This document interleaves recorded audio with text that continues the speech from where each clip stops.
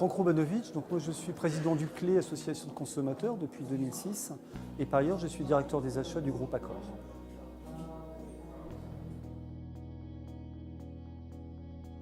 Alors ce que je pense du congrès des ELEC, c'est que évidemment ça m'intéresse à plusieurs titres, parce que je pense que c'est l'occasion d'exprimer sur la tribune un certain nombre de points de vue. Et le fait de les exprimer en public, c'est très différent que de les exprimer en privé face à des interlocuteurs que je peux rencontrer, parce que, comme tout le monde l'a entendu, ils sont un peu obligés de réagir et d'avancer. Donc ça, c'est une première chose. Deuxièmement, bien entendu, en termes de networking, c'est toujours très intéressant parce qu'on voit pas mal de monde.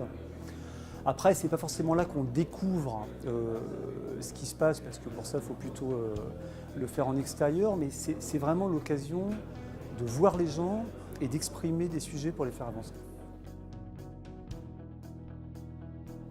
Alors, moi je suis toujours amusé quand certaines personnes s'émeuvent du fait que la libéralisation ne marche pas aussi bien que prévu, quand la Commission européenne nous dit c'est parce qu'on n'est pas allé au bout.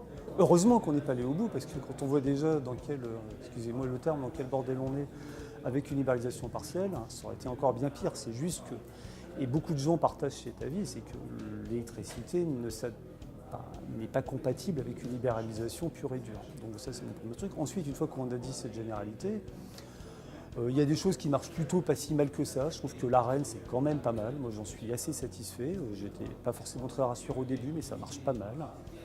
Après il y a des échéances incontournables. Qu'on le veuille ou pas, on sait que les tarifs réglementés vont disparaître fin 2015. Ce ne serait pas raisonnable de le remettre en question. Et là, j'ai l'impression qu'on est toujours dans le syndrome bien français, qu'on attend la dernière minute, on attend d'être 3 mois avant, et on va de nouveau sortir en retard les décrets d'application, etc., comme ça se passe aujourd'hui avec la fixation du prix de l'Arenh par la CRE. Donc là, c'est pour ça que j'ai réagi comme ça pendant ce séminaire, c'est pour dire, nom de Dieu, il nous reste 2 ans, ne traînons pas et faisons maintenant ce qui doit être fait. Oui, alors en conclusion, c'est sur l'avenir de l'Arenh. Pour moi, c'est du court terme, puisque c'est en 2015 que le gouvernement doit donner au Parlement son avis sur l'avenir de l'Arenh, qui normalement doit s'arrêter en 2025.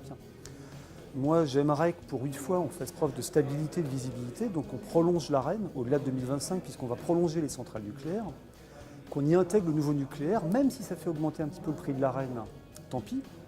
Et aussi que l'Arenh ne soit pas carte blanche à EDF, sous-entendu EDF peut augmenter ses coûts de production autant qu'ils le veulent, mais que ça aille de pair avec un contrôle des coûts d'EDF que pourrait faire la CRE, que pourraient faire les pouvoirs publics dans le cadre d'un plan de progrès par exemple.